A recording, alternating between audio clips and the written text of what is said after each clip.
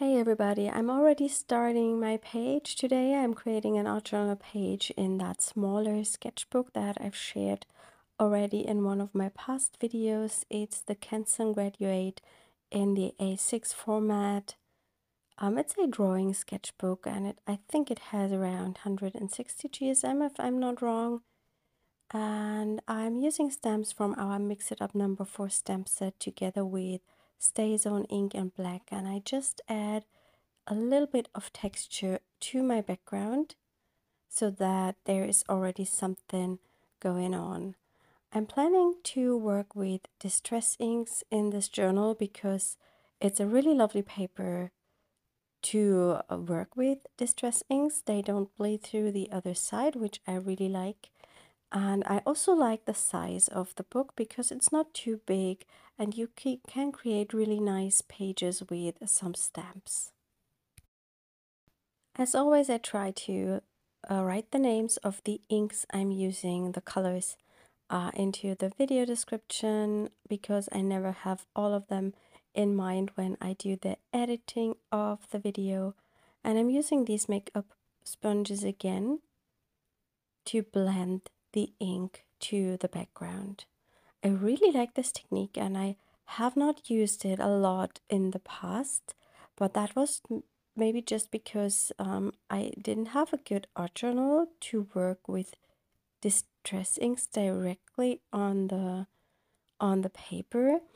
I made some spreads in my watercolor journal with distress inks, but there I did not blend the inks directly to the page. I used the stencil smushing technique to bring color down, and also the watercolor paper is more textured, and I did not expect it to work well with this technique, but with this art journal I really love this technique and I think it's a lot of fun and I'm really addicted to it at the moment, and I do a lot of spreads in this little journal. I told you in my last video that I did not take care of the brushes very well, so sometimes I mixed colors up because you almost can't see which color it has in it, and sometimes when you brush it to the paper you would not really see, and in the end some of them were already quite contaminated and the color was not clear anymore when I used them.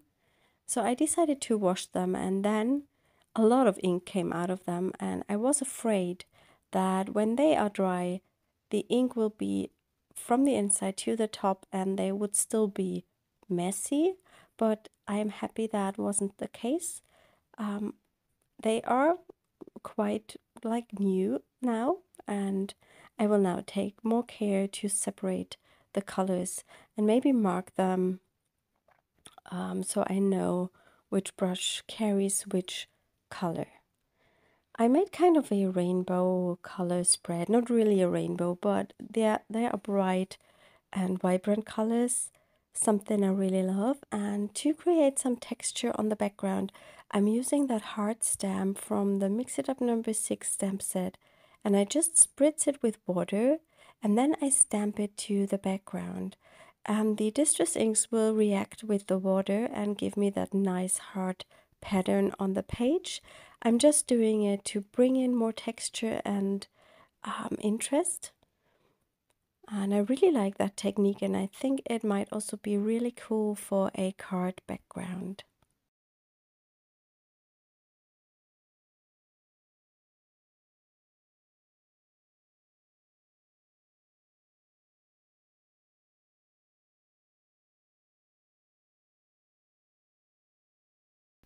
I let the inks work a little with the water before I use a paper towel to dab the water off, and that just gives me the shape of the heart, and I really like that light effect you get with that. As always, you will find a blog post for this spread over on my website, and there I have some close-up images, and I'm linking up all the products I'm using in the video description. And of course, if you are enjoying the video, please give it a thumbs up and leave me a lovely comment. I decided to do that stamping again. I'm wetting the stamp and I put it right to the edge of the acrylic block because I wanted to stamp directly beneath the spine, and that makes it a bit easier. I just wanted to bring in some parts of the heart so it looks like the whole page is covered with that pattern. I thought these were too symmetric, so I decided to just add some more.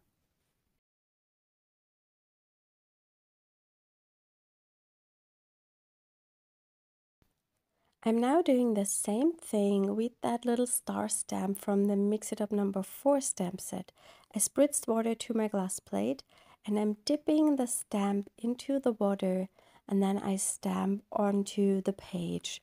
And that also gives the same reaction. The inks will react with the water and then you can use a paper towel and soak the water up and remove some of the ink, which gives you a really lovely effect.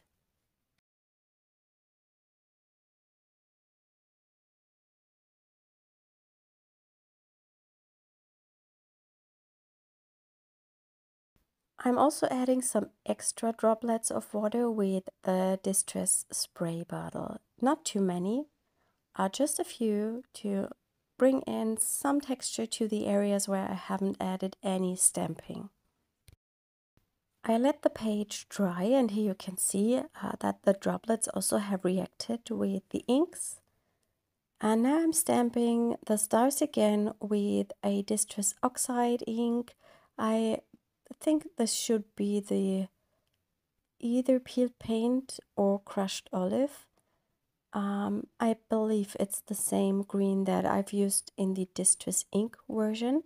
The oxides have some more opacity to them because of the pigment part that's in them, and they are a bit, as I said, opaque and will layer on top of the Distress inks quite well and give some really nice texture when you do some stamping over the top.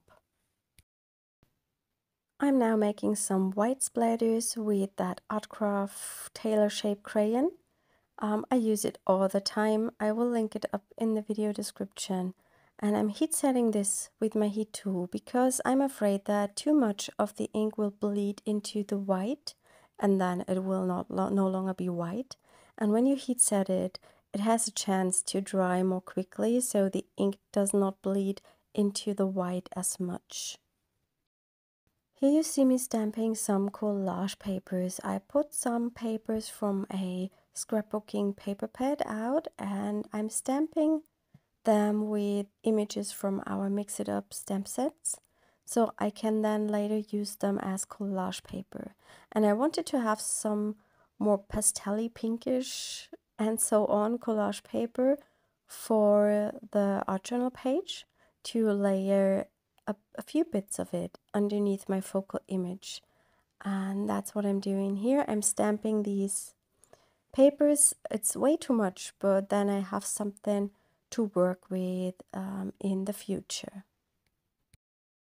I'm going to speed things up because it's just stamping different images, and I also use different colors. I've used black for the book page, and here I'm using another color for this butterfly ticket element. I just try to have different colors so I can always pick something that matches the background the best, and I like to have some choices. I have a piece of foam laying underneath my paper because I'm working on a glass plate. Having something soft underneath your paper you want to stamp on is always good because then your stamp impression will be better. And I wanted to make sure that I get a good stamp impression on these papers, so I laid that foam piece underneath.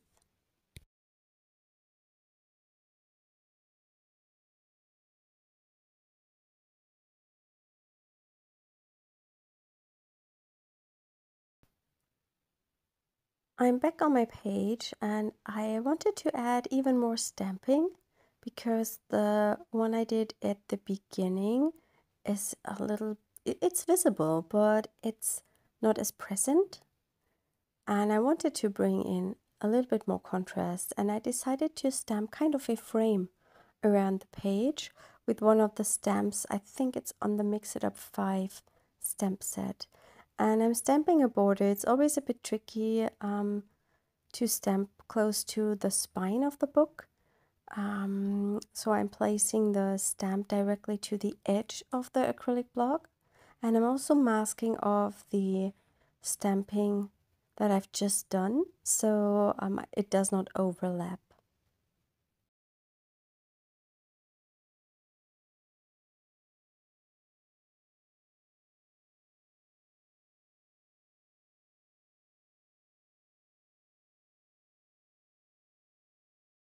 I'm placing my acrylic block underneath my book now, because otherwise it will just fall over. You've just seen it, and then I will not get a good stamp impression. As it's the beginning of the book, the left side is quite thin, and here I decided to lay that foam piece underneath to make sure I get a good impression, as the left side of a book often is filled with other pages underneath, and then it can be uneven. And placing a piece of foam underneath that page makes sure that the stamp impression will be good.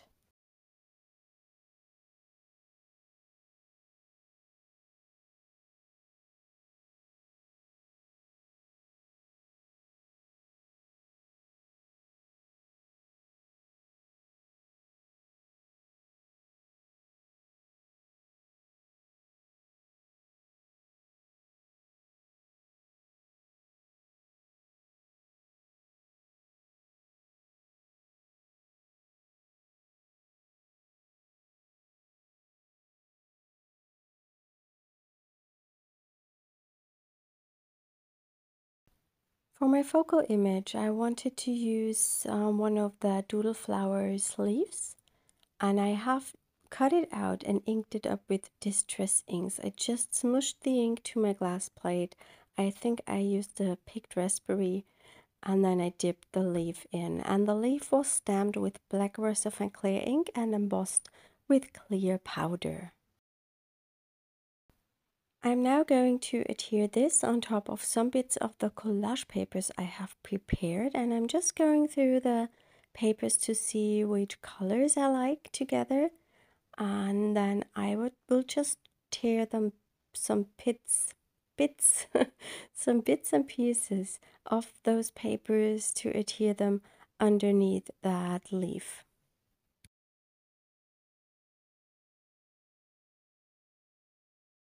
In case you haven't seen it, but we have some brand new stamps over in the shop.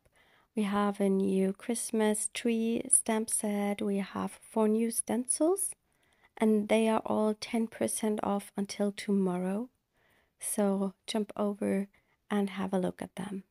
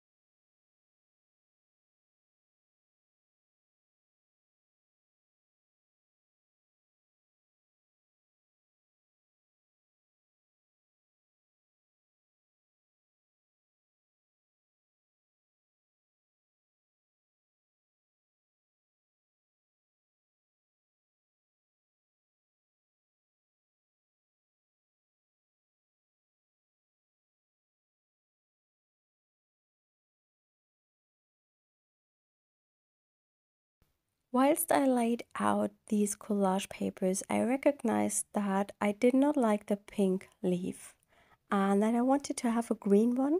So what I'm doing is I'm cutting out another one of these leaves from our Doodle Flowers stamp set, and I'm cutting it out and then I'm coloring it in the same way, just with a green distress ink.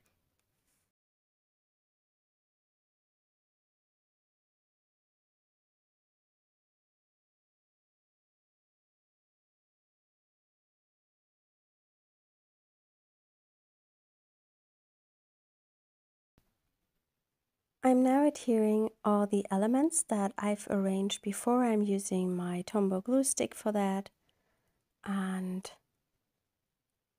I'm also using some words from our Mix a Sentiment stamp set, which are stamped with white embossing powder onto black cardstock, and then I cut a few words out and used those to build a title on the page. To adhere the leaf, I'm using some liquid craft glue, because that just works better with a thicker kind of paper like that. The watercolor paper I've used for the leaf.